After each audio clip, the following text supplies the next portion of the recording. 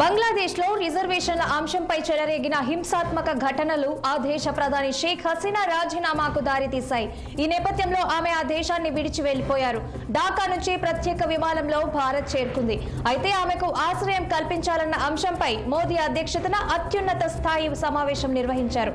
సమావేశానికి హాజరైన కేంద్ర హోంమంత్రి అమిత్ షా, కేంద్ర రక్షణ శాఖ మంత్రి రాజ్నాథ్ సింగ్, కేంద్ర ఆర్థిక మంత్రి నిర్మలా సీతారామన్, విదేశాంగ శాఖ మంత్రి జయశంకర్ అధికారులు హాజరయ్యారు.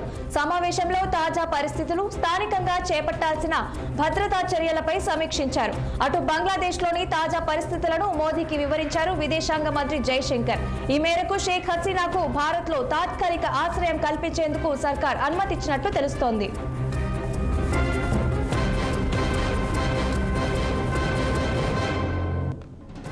ఇక ఇదే అంశంపై మరింత సమాచారం మా bureau chief Ashok Reddy phone line లో అందించేందుకు సిద్ధంగా ఉన్నారు. అశోక్, చెప్పండి, బంగ్లాదేశ్ ప్రధాని షేక్ హసీనాకు భారత్ లో ఆశ్రయానికి సర్కార్ అనుమతి ఇచ్చినట్లేనా?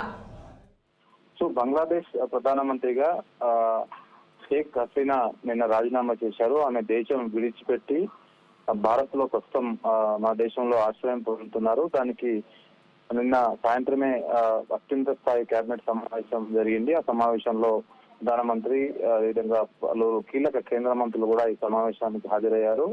బంగ్లాదేశ్ కి సంబంధించిన తాజా పరిస్థితులపైన విదేశాంగ శాఖ మంత్రి జయశంకర్ కూడా ప్రధానమంత్రికి నివేదిక ఇచ్చారు. సో ఏదైతే షేక్ హసీనాకు ఇక్కడ ఆమెకు ఆశ్రయం కల్పించాలా లేదా అనే దానిపైన కేబినెట్ నిన్న సమావేశమైంది. దానిపైన ఒక నిర్ణయానికి కూడా వచ్చినట్టు వస్తుంది. ఆమెకు ఆశ్రయం తాత్కాలికంగా ఆశ్రయం కల్పించాలని ఒక నిర్ణయానికి వచ్చినట్టు వస్తుంది. తాత్కాలికంగా నిర్ణయం పూర్తి స్థాయిలో కాదు, పూర్తి స్థాయిలో ఆయనకు ఆశ్రయం ఇవ్వాలా లేదానిపైన తర్వాత నిర్ణయం తీసుకునే అవకాశం ఉంది. సో నిన్న ఏదైతే గత నెల రోజుల నుంచి బంగ్లాదేశ్ లో ఉద్యమకారులకు, అప్పట్లో ఉన్న ఉద్యమకారులకు 30% రిజర్వేషన్లు వ్యతిరేకిస్తూ చాలా మంది నిరుద్యోగులు పెద్ద ఎత్తున దేశవ్యాప్తంగా ఆందోళన చేశారు.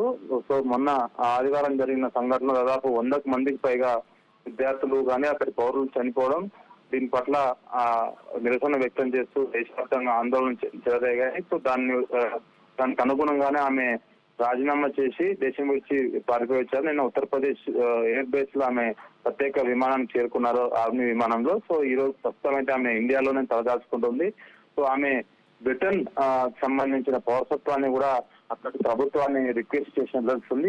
ఇంతవరకు అయితే అలాంటి అధికారికంగా ఆమెకు బ్రిటన్ పౌరసత్వం ఇస్తుందా లేదని మాత్రం ఇంకా తెలియాల్సి ఉంది. సో దీనిపైన అయితే ఇప్పటికే అక్కడ బంగ్లాదేశ్ లో ప్రస్తుతం ఆర్మీ ప్రభుత్వం నడుస్తుంది. అక్కడ కొత్త ప్రభుత్వం కూడా కొలువు తీసేందుకు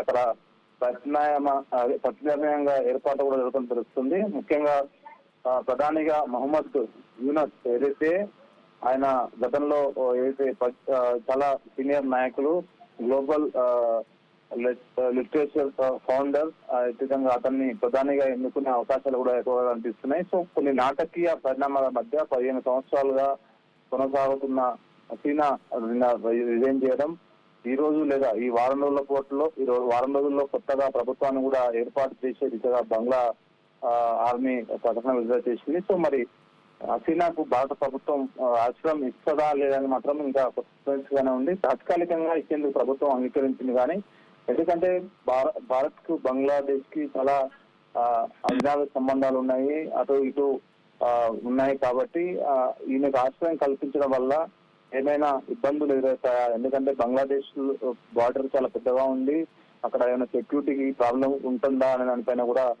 నిన్న రక్షణ శాఖ మంత్రి రాజ్నాథ్ సింగ్ కూడా ఒక నివేదిక ఇచ్చిన తెలుస్తుంది. సుదీర్ఘ బార్డర్ ఉంది, బంగ్లాదేశ్ నుంచి భారత్ లోకి చాలా మంది వస్తుంటారు. సో ఇవన్నీ ఏమైనా పక్కనే ఉన్న పశ్చిమ బెంగాల్ కి లేకపోతే నార్త్ ఈస్ట్ స్టేట్లకు ఏమైనా ఇబ్బంది కలుగుతుందా అనే దానిపైన కూడా ఒక నివేదిక ఇచ్చినట్టు తెలుస్తుంది.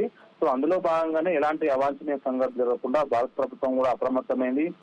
ముఖ్యంగా బార్డర్ పక్కన ఉన్న రాష్ట్రాలలో అక్కడ కర్ఫ్యూ, అంటే బార్డర్ చుట్టుముట్టు ఎవరు రానియకుండా కట్టుదిట్టమైన చర్యలు అయితే చేపడుతున్నారు. మరి హసీనా ప్రస్తుతం భారత్ లో ఉంది. మరి ఆమెకు పూర్తి స్థాయిలో భారత్ లో తలదాచుకునేందుకు భారత ప్రభుత్వం పర్మిషన్ ఇస్తుందా ఇవ్వాలని మాత్రం క్వశ్చన్ మార్క్ ఏం చెప్తుంది. Okay Ashok, thank you.